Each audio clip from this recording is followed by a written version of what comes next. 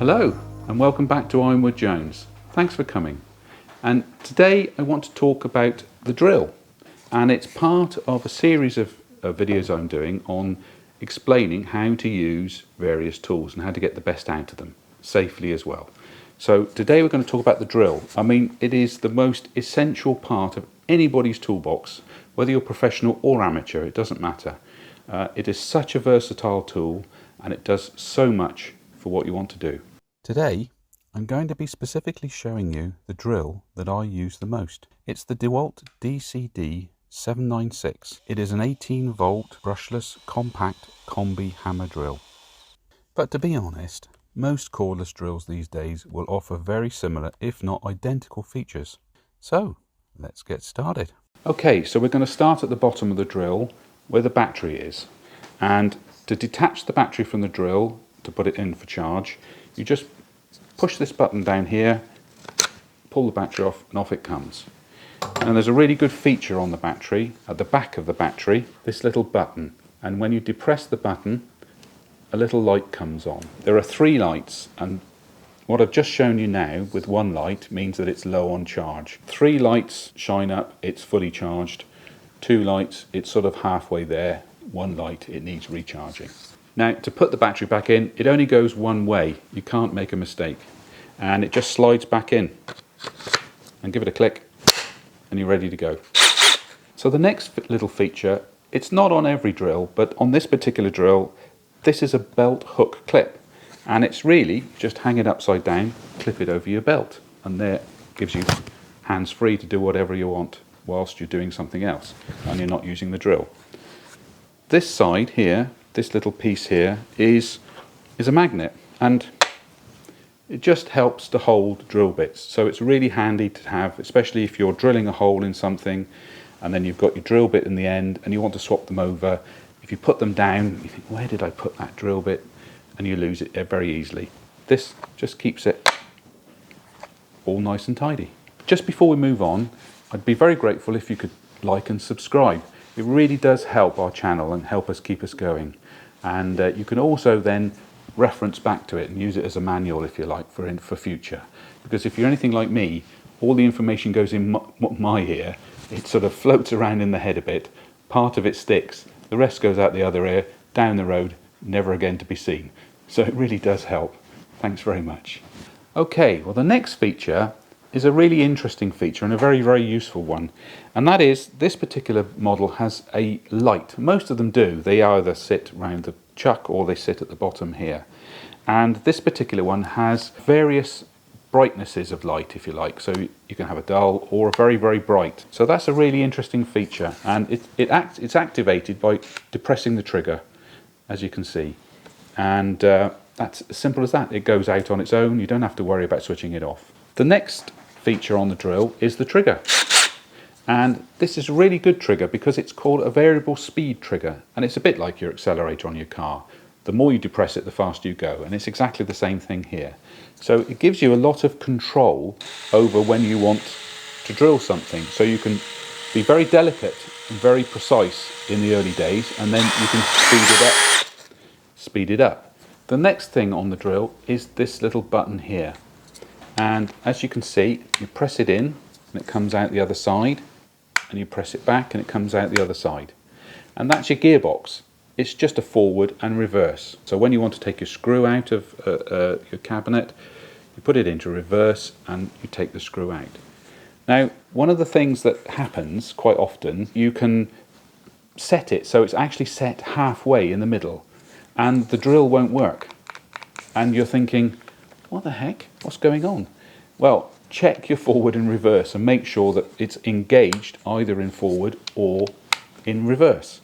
Otherwise, it won't work. Okay, so the next thing we're going to look at is the chuck.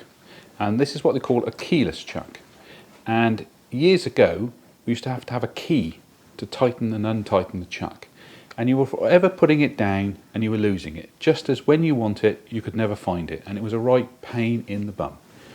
But today it's keyless and it's very, very easy to use. Got this gnarly bit here and you just hold on to that and you can see that the jaws come out and tighten. The reason there are 3 is because it always helps to centralise whatever you put in there. So if you put a drill bit in, and you can use it by hand as well, it's quite easy, you don't have to turn it on.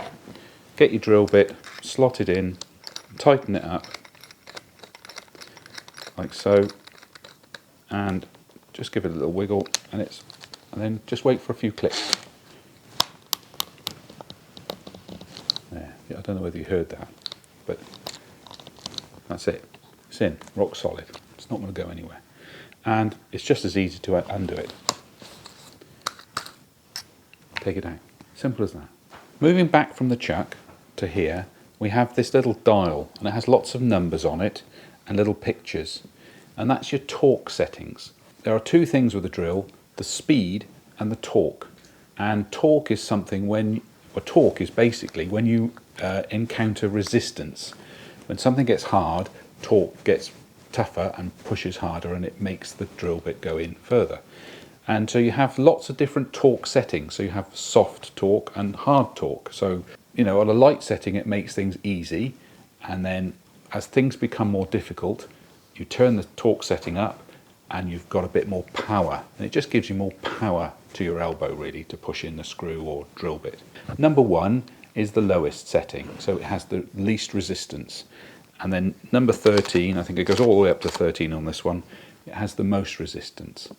I tend to leave the torque setting on the top really, because that's the most resistance. I only turn it down when I want to put a screw in. Say I want to put a screw in on an end grain, and I don't really want to split the end grain out by forcing the screw in quickly and hard, but I want to have more control over what I'm doing and how I'm doing it. One of the things that you'll see on top of here as well is you've got some other pictures, a screw, and we've got a picture of a hammer. So you have 3 settings basically. This dial has 3 settings on it, prime settings. One is the torque settings, which has 13 settings to it. But once you click it over to a drill, you now have drill. So the torque settings won't work when you're in a drill mode or a hammer mode, because that just applies the whole power. So it disengages the torque clutch, if you like, and it allows you then to drill, because you don't want a torque setting that's too low when you're drilling. You need all the power to drill something, especially on your masonry drill. Okay, moving on from your torque setter, we've got a button on the top here. Now this is the speed, or this denotes the speed of the drill. So you have 2 speeds, well 4 really actually, 2 in forward and 2 in reverse, because obviously you put things in and you take things out. So you have a fast and it's a fast and a slow. It's 1 or 2 speeds, and the button on top, you just flick it, and now you're in fast speed, number 2. Number 2 is high, and then number 1 is low. Number 1 you'd use to put your screws in. So always set your drill on number 1 to put your screws in, because that's the slowest speed. You don't want to go crazy drilling the screw out. So, but when you're drilling a hole into something, and you've got a masonry bit in, or you're using your drill bit, you want it on number 2, and that's faster. So it goes much faster. Number 1, much slower. Just a few little things more, and they're really safety features. 1, always wear eye protection when you're using something, especially when you're drilling up close, because obviously for obvious reasons. 2, when you're using the hammer action drill, it's really, really loud, and it really does hurt your ears. So wear ear protection. It's very important. And 3, a lot of people sort of don't really think about it, but actually don't leave your battery in the sun too long, because it could actually explode. I mean, these are lithium batteries, so they are prone to exploding. If they get hot, they will explode, or will, you know, sort of leak. So if you're outside in the sun all day or whatever, just make sure you put it down in the shade when you're not using it. Don't leave it out in the sun all the time. Okay, that concludes how to use a drill. Have fun with it, practice with it, because you need to practice, and the more you practice, the better you'll get at it. So just take care and be good. And thank you very much for watching. And thanks for joining me on Ironwood Jones. Hope to see you again soon. Thank you. Cheerio.